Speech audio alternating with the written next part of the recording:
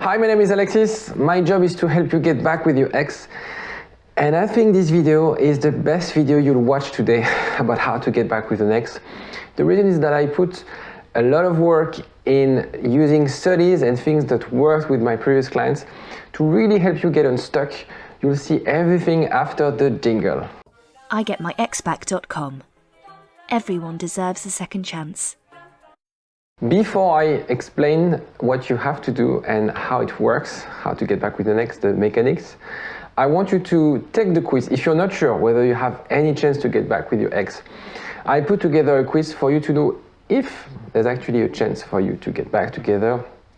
And the reason I've done that quiz is because I know that some people, about 20% of the people who are watching my videos, they actually have no chance to get back with the ex.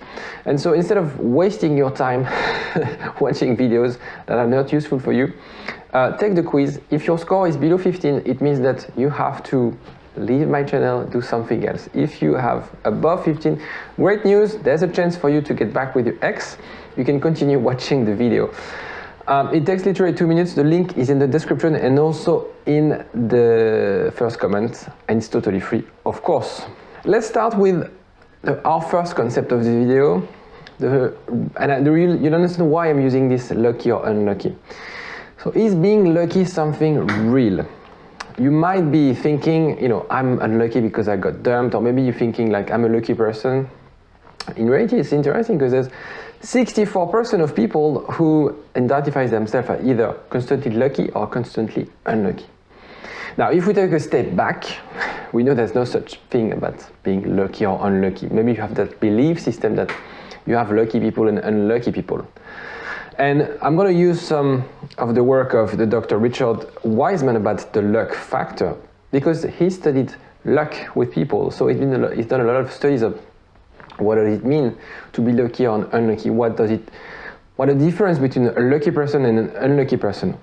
And the reason I'm saying that is because being lucky is actually a state of mind. So what does it mean? And I looked, you don't have to read all the book, but basically, a lucky person will seize opportunity. A lucky person will be positive. A lucky person will be open-minded. He or she will trust their gut feel. And all of these things will affect their life. And the thing is, it will create opportunities for them in their life. They feel lucky. And the vision of the world is totally different than someone who's unlucky, who will be not open to opportunities, who will close the doors on things.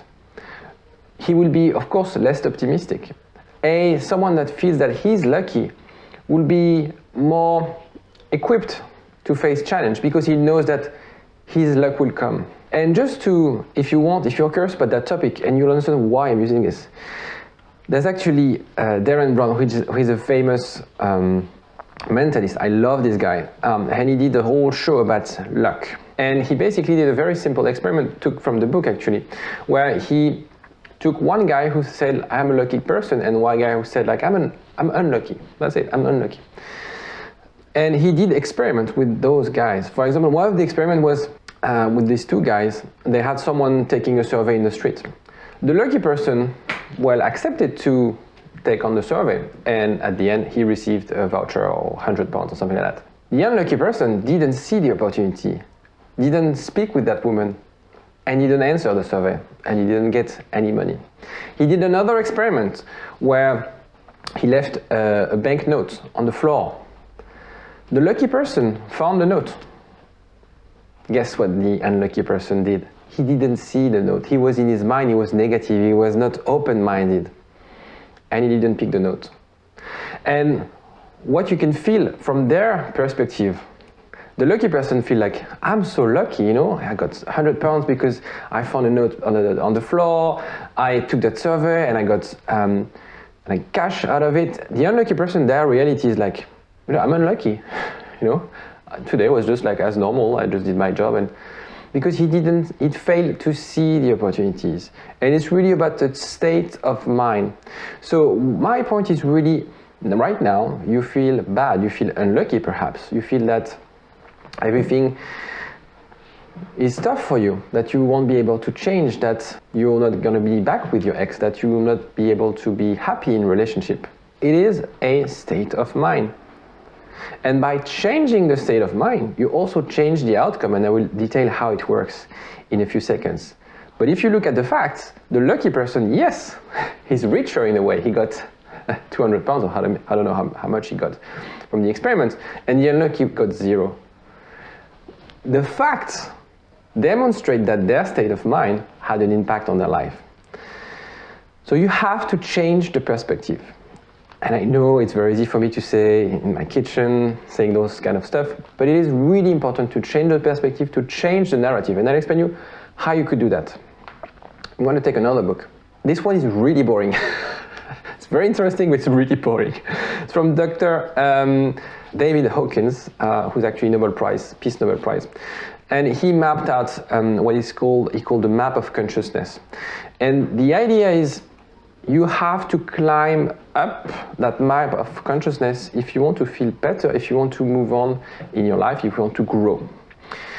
This is the map. I'm not going to go all across the map, but basically, I'm pretty sure that after a breakup, and in every single dramatic life event that we encounter, we are around the guilt, shame, fear, grief. Okay?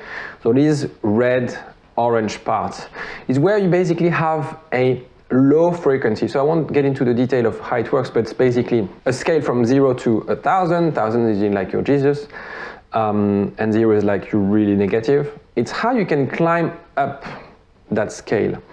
And of course, naturally, we all have those feelings, those thoughts. It's fine to be scared, to desire something, to be angry. But you have to acknowledge that there are other levels.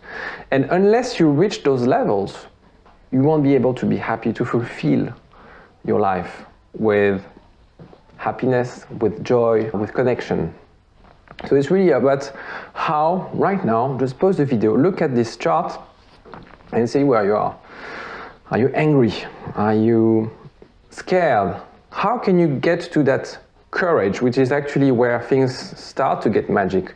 When you above 200, this is where things change. This is where you create an impact in your life, a positive impact. And he got a Nobel Prize, Peace Nobel Prize, because he analyzed this and said, at scale, how does that work in the world? How can we, as a humanity, move away from desire, fear, grief, apathy, guilt, to be more into the acceptance, willingness, reason, and stuff like that?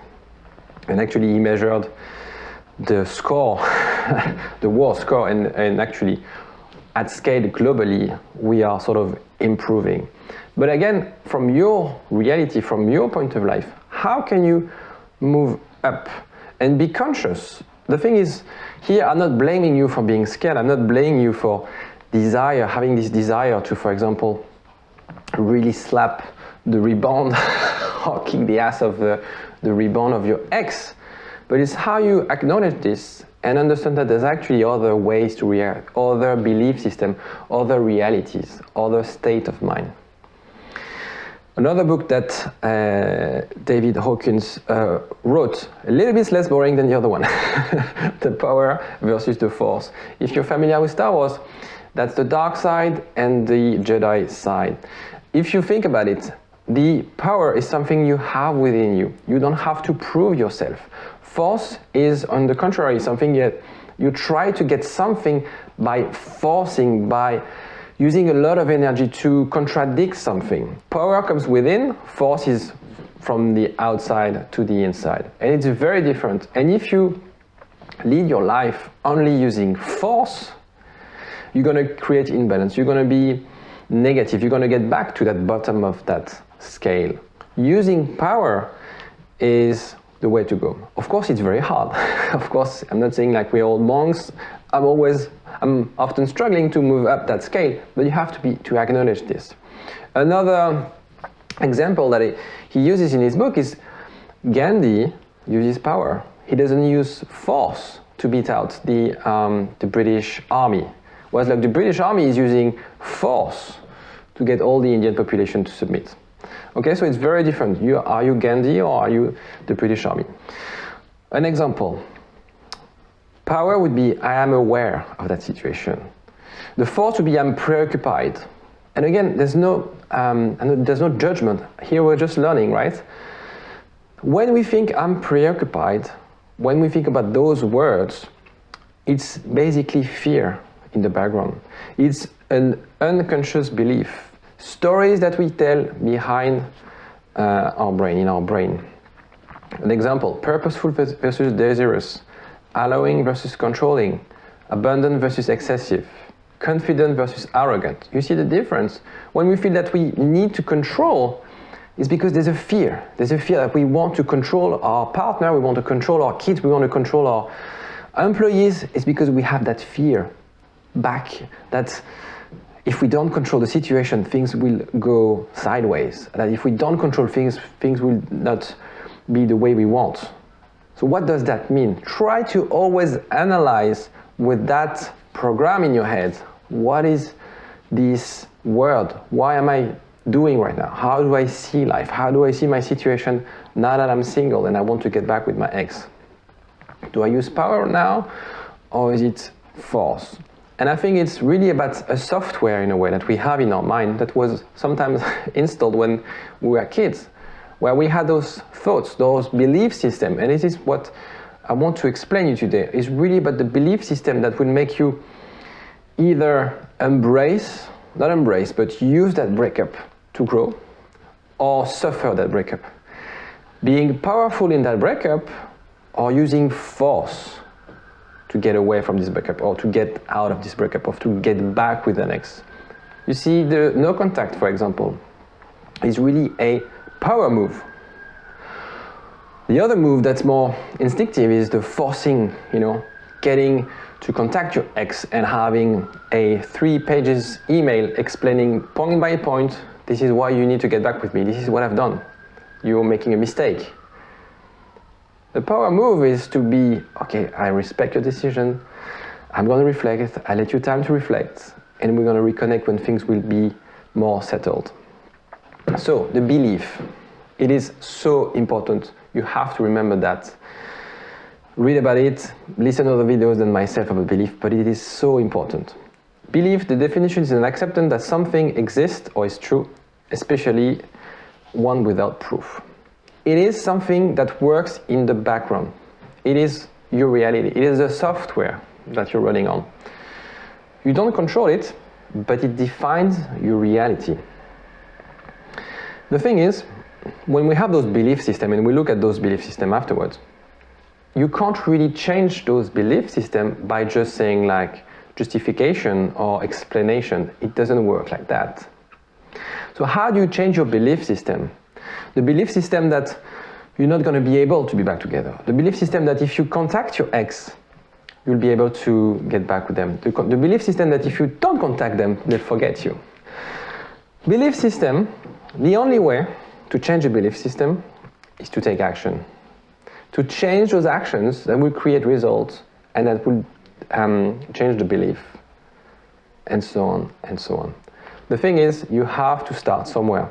And it is sometimes a huge gap between what you want to achieve and your deep belief system. And that's why a lot of people that I coach have seen a therapist or are seeing a therapist because they really need to dig really deep inside themselves. Maybe they had a trauma, maybe they had a toxic family setting that created those beliefs in their head. And they want to escape, they want to move away from those belief systems. And so they really need to dig deep to understand what's their belief system, why they think this about relationship, why they're so anxious when their partner doesn't reach out, why they feel that they need to avoid, why they are so scared of relationship, for example. All these kind of things are belief system.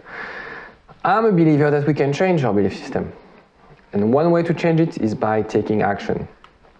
It is obviously very hard, and that's why we need motivation. And it is also why in the quiz, to know if you have any chance to get back with your ex, I assess your motivation. And it is why before I onboard any new client, it's not like it's a job interview, but I really assess their motivation.